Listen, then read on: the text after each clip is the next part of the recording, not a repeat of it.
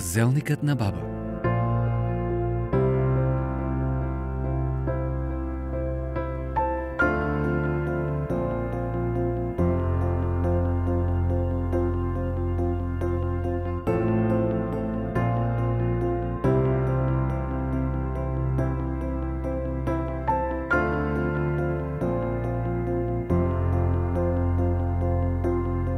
Няма по-вкусно нещо от домашната баница.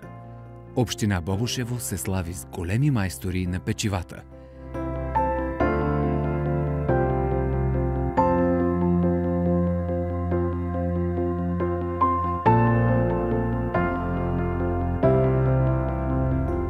Едно от традиционните за региона е зелникът.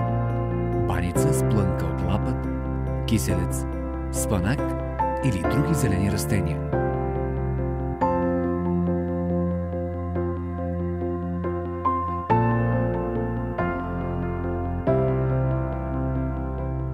Казва се зелник не защото е със зеле, а защото плънката е зелена.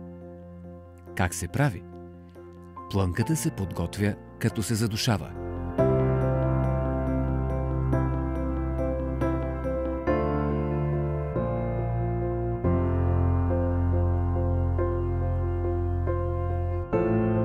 Тестото се замесва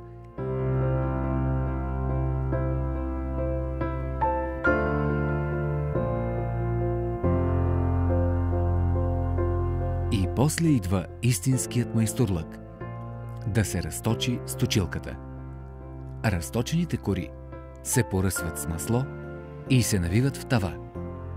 По средата се поставя плънката, която също се покрива с тънка кора. Печете до златисто и се насладете на чудесния вкус.